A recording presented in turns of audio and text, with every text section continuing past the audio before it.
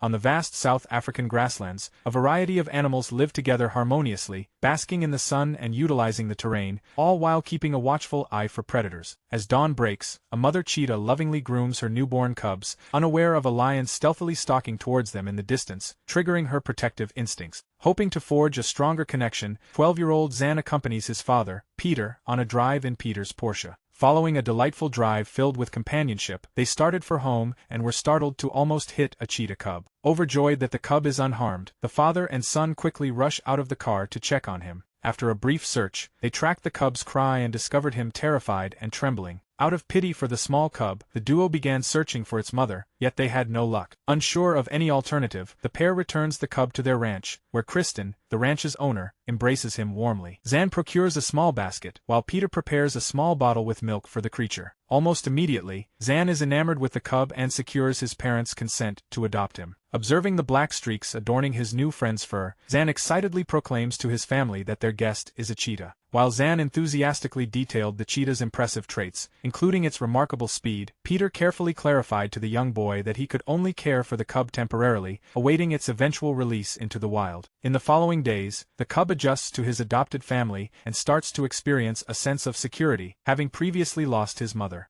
He enjoys the company of his entire family, and particularly cherishes Zan, who playfully invites him to bed and snuggles with his new companion. Zan's loving care allows the cub to fully trust them, integrating him into the family and ensuring he's in every photo, a cherished companion. To formalize his claim of ownership over the cub, Zan chooses to name him, experimenting with various options. According to family tradition, embracing the name signifies their official responsibility for the cub. Duma begins integrating into farm life, joining the family in their daily tasks and protectively watching over the property. In the coming weeks, Duma experiences rapid growth and matures into a stunning young cheetah. Kristen observes from the porch while managing household duties. Peter and Zan dedicate their time to farming and playing, accompanied and protected by Duma. One afternoon, Peter meticulously explains the intricate mechanics of his prized motorcycle to Zan, ensuring a thorough understanding. Later that day, the pair dedicate their time to constructing a beautiful treehouse for Duma, whose rapid growth means he can no longer share a bed with Zan. Several days later, eager to prevent Duma from losing her edge through domestication, Peter resolved to use his motorcycle to hone her speed.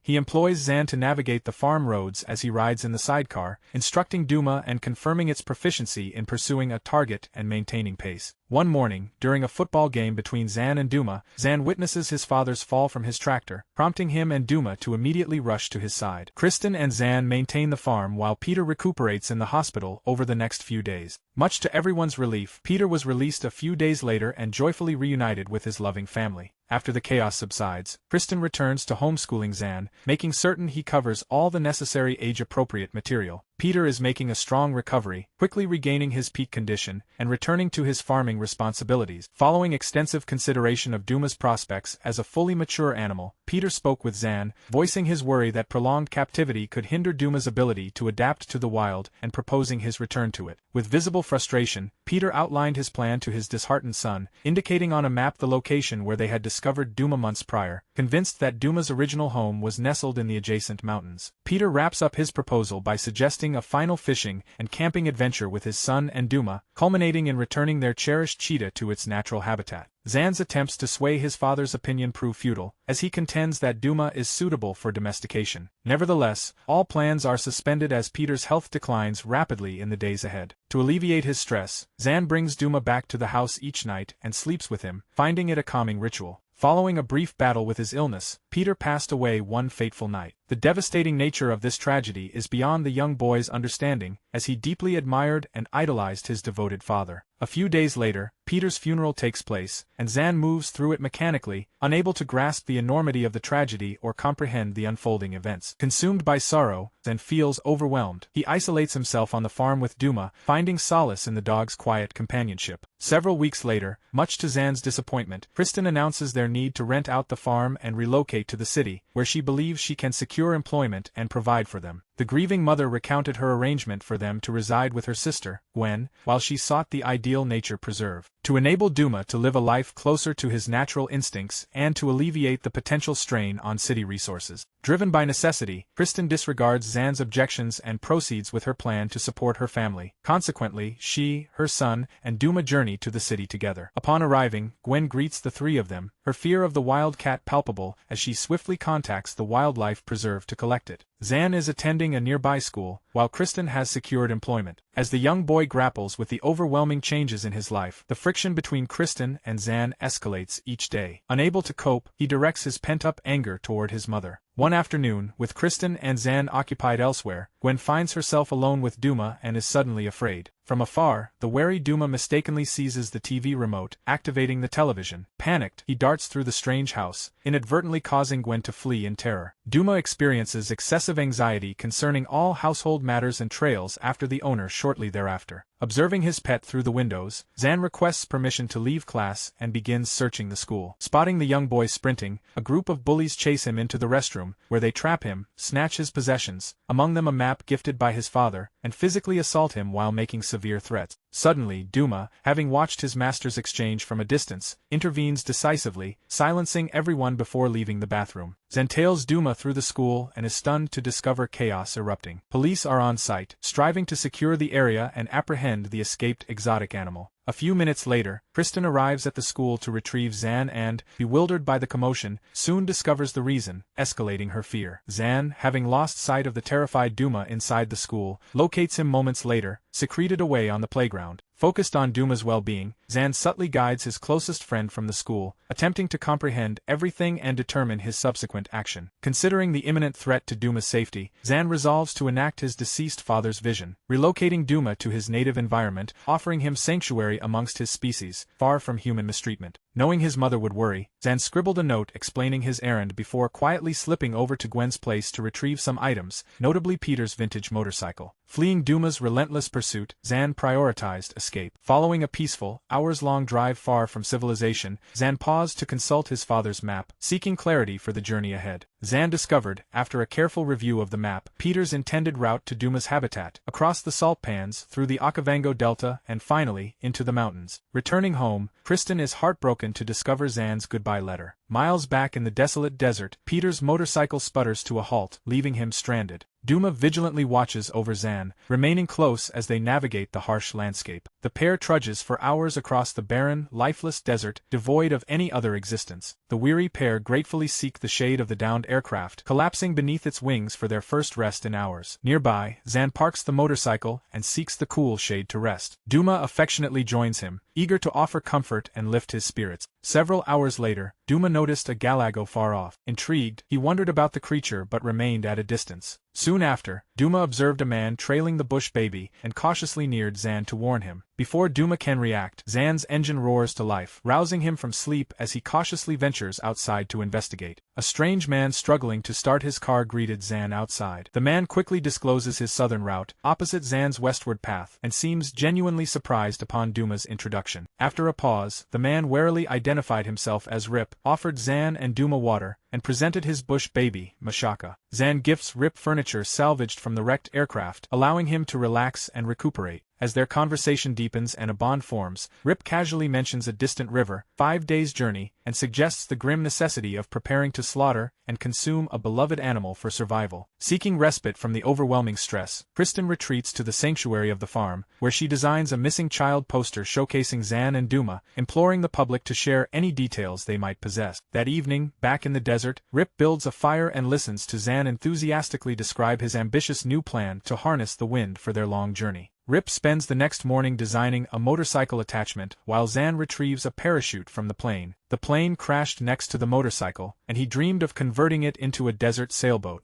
After the tweaks are finalized, Zan, Rip, Duma, and Mashaka pile into the distinctive contraption and watch with glee as it's driven by the wind, accelerating rapidly, with Zan assisting in the steering. The clever desert sailing vessel greatly diminishes their travel burden, so the company rejoices upon discovering a long-awaited spring. The weary young boy observes as Rip begins to dig into the earth, descending several meters until he joyfully uncovers a natural spring. Afterward, Zan and Duma consider their choices, with Zan directing Duma to procure an ostrich for their evening meal. Duma sprints after the ostrich, obeying the command, yet fails to overtake it. Duma, on the other hand, discovers the ostrich's nest, and the group unearths several ostrich eggs, which are subsequently shared around a fire. Zan, however, remains unmoved by these offers, passionately declaring that Duma's friendship is invaluable and beyond any material compensation. That night, Rip built another fire, assuring the young boy it was their sole defense against the lions. As they become acquainted, Rip, upon discovering Zan's solitary desert journey, worries for the boy's safety and proposes accompanying him part of the way, an offer Zan gratefully accepts. As dawn breaks, Rip guides the way to the salt pans, while Zan urges Duma to keep pace as they begin their expedition. Zan, now halfway through their journey, realizes his compass points north instead of west. This discrepancy, coupled with their prior conversation regarding Duma's sail, fuels his suspicion of Rip's true intentions. While traversing the desert, Rip unexpectedly guided the group toward an ancient, crumbling structure. Amidst the ruins, they discover a small sword, which Rip then presents to Zan. Moments later, the approaching sound of a helicopter reached the group as Rip quickly helped Zan and Duma conceal themselves, not knowing the boy's mother had orchestrated the search. Having thoroughly searched the area without finding her son or any trace of him, Kristen calls off the helicopter search. That night, as the group huddled around the crackling fire, Rip, seeking to impress upon Zan the gravity of his actions in worrying his mother by running off, recounted a tale. While honing the young boy's small sword and transforming it into a spear, he had imparted some wisdom. Then, he told of an ancient cheetah, driven to tears by the loss of her cub, whose sorrow etched black lines down her face, which all cheetahs now bear. The story haunted Zan, keeping him awake as he wrestled with its underlying meaning. The next morning, while the party was getting ready to resume their travels, Rip noticed a deserted diamond mine. Ignoring Zan's insistence on pressing forward, Rip entered to explore and seek riches. Continuing onward, Zan witnesses the cave's interior collapse, punctuated by desperate cries. Abandoning his tasks, he hurries inside, stunned to discover Rip completely buried beneath a mound of sand. As this attempt progressed, a sinister idea occurred to Zan, and he resolved to exploit Rip's weakened state to discover his motives for abducting them. As Rip and Zan reveal more of themselves to each other, a sense of tranquility develops between them. A silent understanding blossoms, and they implicitly vow to aid and bolster one another, ensuring their mutual survival through this trial. A few hours later, they noticed a small herd of gazelles feeding in the distance, prompting Zan to dispatch Duma to secure one for their evening meal. Although Duma gives chase, the terrified gazelle eventually escapes after a pursuit of several miles, leaving them without a meal. Hoping for sustenance, the couple traverses the grassland in silence, their spirits lifting at the sight of a documentary film crew and a nearby buffet laden with tempting dishes. Zan crafts a creative plan and recruits Rip to bring it to fruition. The two silently approached the film set and successfully slipped beneath the covered table. After a few moments, Zan crawls out from under the table, urgently runs to the group of people screaming for help about a snake bite, and shows them the snake. Terrified, the group evacuates the set, allowing Zan and Rip to pilfer the food, a task they accomplish with ease. The couple carry the provisions and lead their animals aboard a narrow boat. Upon fording the river, everyone relishes the pilfered, delectable meal, following which, Zan generously offers Rip all his money, expressing gratitude for his invaluable assistance and compassion. The group proceeds in utter silence for the next few minutes, before fording the small river. Having crossed the ravine, Duma caught the scent of carrion and raced toward it, Zan and Rip hot on his heels. Minutes later, the pair discovers Duma feasting on the carcass. To Zan's disappointment, Duma isn't sharing, acting like any wild animal would. Rip soothes Zan, explaining that Duma's instinctive behavior is natural and will facilitate his eventual adaptation to the wild. Rip then leads Zan and the pets to a secluded cave, a site once used for ancestral veneration, and recounts fond childhood visits with his grandfather. Huddled within the cave's small shed, Zan confides in Rip about the grief he feels over his father's death, finding solace in his friend's support. Rip then urges Zan to persevere and remain optimistic, asserting that this is an opportune moment to embark on a fresh start. Explaining their proximity to Duma's habitat, he resolves that while he travels south to seek his family's forgiveness for his prolonged absence, Zan should visit his anxious mother. Restored and invigorated by their respite in the cave, the group resumes its journey. Rip indicates his village to Zan, now discernible atop a distant hill. As the group presses onward through the grassland, Rip is startled by a nearby cloud of disease-ridden tsetse flies and urgently tells Zan to flee with all haste. Sadly, the flies swarm them, and Rip bravely shields the boy with his own body, risking infection himself. That night, while the pair journeyed across the rain-soaked grassland, Rip's condition intensified and overwhelmed him. Duma grew restless, communicating the presence of a lion pride to the pair. Despite his pain, Rip struggled to help the young boy ignite a fire, a feat almost defeated by the persistent rain. Following several failed attempts, the pair at last succeeded in starting the blaze, compelling the lions to pull back and narrowly saving them just in time. Now safe, the group calmly gathers around the fire, but Rip finds himself unable to stand. He begins to sweat profusely, his face swells, and he feels profoundly weak. After carefully helping Rip lie down and covering him, Zan ties Duma to a small shrub, orders him to stay with Rip, and then heads off to the hills in search of assistance. Zan explains Rip's condition to a village elder, who then mobilizes the villagers, including their traditional healer, to examine him. Simultaneously, on the plains, Duma spots lions poised to pursue Zan. He escapes and redirects their focus, initiating a chase intended to divert them from Zan's path. The ruse succeeds flawlessly, and after leading the pursuit for several minutes, Duma successfully evades them. Duma then roams the grassland, instinctively vocalizing in hopes of finding other cheetahs. Eager with anticipation, Duma responds to the summons and encounters another of his species for the first time in his life. After a brief period of interaction, the cheetahs started to bond and frolicked around the enclosure all night long. Zan, accompanied by the villagers, arrives back at Rip's side. They carefully examine the unconscious man and transport him to the hill, administering traditional remedies and allowing him to recuperate. Zan remains with Rip, deeply troubled by Duma's abrupt vanishing. The following day, the medicine man took off all the compresses and smiled to see his patient's face return to normal. Upon examining him more carefully, the old village doctor identifies Rip and summons his family to witness his return. An emotional reunion occurs as Rip's family hurries to their patriarch's side, observed silently by Zan. Rip then introduces Zan to his family, who extend a warm and official welcome. Anxious about Duma, Zan returned to the grassland, calling out his name, and found him playing with a new friend. With a mix of fascination and apprehension, the young boy observes as Duma and his companion collaborate to stalk, pursue, and ultimately feast upon a gazelle. A wave of emotions washes over Zan as he lies prone, observing his best friend's budding connection with another. Tears flow freely as he remembers his deceased father and the lessons imparted. Having finished eating, Duma goes to Zan, and they share an emotional farewell before Rip, who is recovering, comforts Zan, vowing within his heart to remain steadfastly by her side and to comfort her in her grief for Peter. Zan's quest to return the cub becomes a transformative journey of self-discovery. Within a short span, the boy who departed home innocent and hesitant transforms, gains valuable insights, and comes back a different person. Unconditional love and nurturing can significantly influence a person's life choices, as demonstrated in this narrative, where the young boy's genuine affection for the little cub fundamentally changes and rehabilitates him. If the simple affection for an animal brings such profound rewards and healing, imagine the transformative power of universal love and care for one another.